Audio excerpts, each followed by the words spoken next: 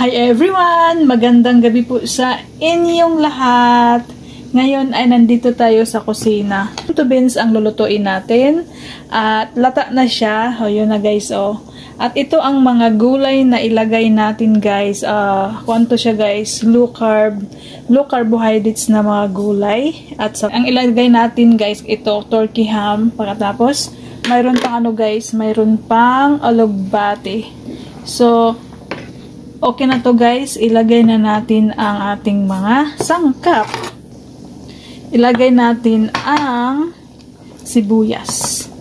At saka ang ahos. Garlic, ano ba yung ahos? Bawang. So yun guys, ilagay na natin. Pagkatapos hindi na natin siya hintayin pa. Ilagay na natin, isabay na natin lahat guys. Kasi ano na to pa, ipaluto lang natin to.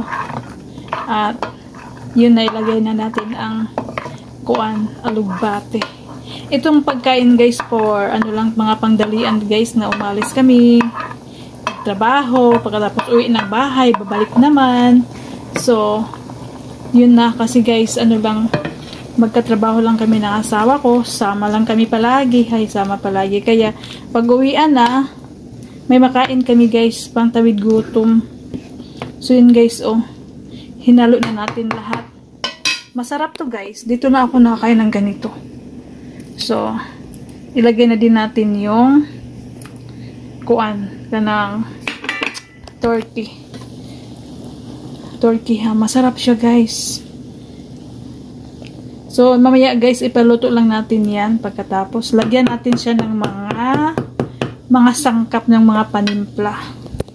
So guys, ito ang ating panimpla guys. May oregano, dry oregano, dry basil, parsley, ano pa to? Garlic, at onion powder. Dito, cumin. Ito ang pampasarap guys. Pagkatapos asin. So ngayon guys, dahil ano guys, kumukulo na. Lagyan na natin siya ng panimpla guys. Lami siya guys. Basta masarap to guys. Pang emergency na pagkain. Kumukulo na guys. Tinimplahan na din natin. Hindi ko na lang siya pinakita guys. Kasi ako guys. Nagmadali na kasi nagawa ako ng kape. May magustong magkape. Kaya pinadalian na. Nagdali-dali na ako. Hindi ko na lang siya pinakita. So ngayon, templado na yan guys. Ilagay natin ang alugbate. Pang tawid gutom na pagkain. Oh, masarap to guys. Promise. Masarap to. Pang tawid gutom. Kakainin lang to namin guys. Walay rice yan lang. At mabusog ka na guys. Sasanayan lang talaga guys. So tikman natin guys kung ano ang lasa. Oh guys, para din siyang munggos. Masarap siya guys. Masarap. Nagustuhan naman to ng asawa ko guys.